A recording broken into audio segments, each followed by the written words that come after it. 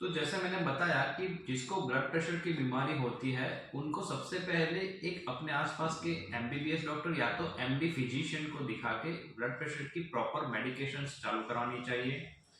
Every 2 या 3 साल पे उसका जो भी ब्लड रिपोर्ट्स उसके लिए इम्पोर्टेंट है उसका चेकअप भी कराना चाहिए।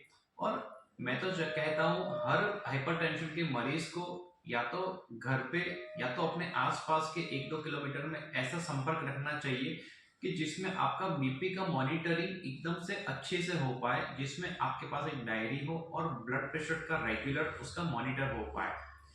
तो ये जो बताने का मेरा उद्देश्य है वो इसलिए है क्योंकि ब्रेन स्ट्रोक जो है वो हाइपरटेंशन से सीधा रिलेशन में है।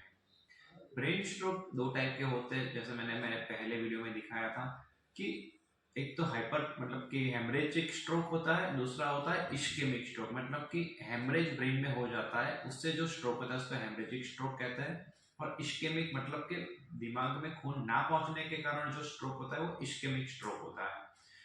अब जैसे ब्लड प्रेशर की बीमारी जिस मरीज को लंबे समय से होती है उनको दिमाग की जो खून की नलियां होती है उसमें भी सीधा असर होता है। खून की नलियां उनकी बहुत ही पतली हो चुकी होती है और कई बार तो ऐसे खून की नलियों में एक छोटा सा गुब्बारा मतलब के बलून जैसा बन गया होता है, उसको बोलते हैं एन्यूरिज्म। एन्यूरिज्म जिसको बनता है उसके हिस्ट्री अगर पूछते हैं तो उसमें ज़्यादातर हाइपरटेंशन वाले मरीज को ज़्यादा होता है।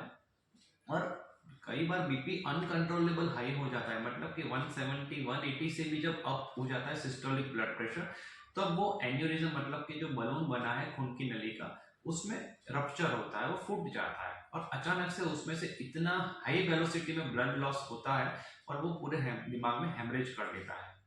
वो एक कारण होता है ब्रेन स्ट्रोक का। दूसरा जो कारण होता है हाइपरटेंसिव ब्लीडिंग होती है। दिमाग के अंदर बहुत सारी छोटी छोटी नलियां आई होती हैं, वो नलियों की इतनी पतली दीवार होती है कि उसमें भी अगर बीपी 180 190 से अप हो जाता है तो वो कंट्रोल नहीं कर सकती है और अचानक से उसमें से ब्लड बाहर बहना शुरू कर देता है।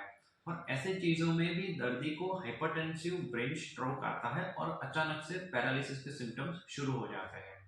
तो इसलिए मेरा आपसे एक निवेदन है कि अगर आपको ब्लड प्रेशर है तो आप उसकी दवाई एकदम से बंद ना करें और आपके आसपास के डॉक्टर का पूरा सलाह लें। अगर आपने दवाई बंद की है तो भी आप अपना बीपी रेगुलर चेकअप करवाएं। अगर आपको हल्का सा भी हेडेक रह रहा है या तो बैलेंस में चलते टाइम बैलेंस में कोई दिक्कत आ रही है या तो फिर हाथ पैर में अचानक से नंबनेस जैसा फील हो रहा है तो आप बिल्कुल भी वेट ना करें, तुरंत ही आसपास के डॉक्टर के पास जाए, ब्लड प्रेशर का चेकअप करवाए और दवा का वापिस चालू करा दीजिए। क्योंकि कई बार जब ऐसा पैरालिसिस हो जाता है तो वो इरिवर्सिबल होता है और उसके बाद उसकी रिकवरी आने में कम से कम 5 से 7 साल लग जाते हैं और वो भी 100% रिकवरी नहीं आती है। इसलिए ब्लड प्रेशर को लाइटली ना लें और उसकी दवाई नियमित चालू रखें।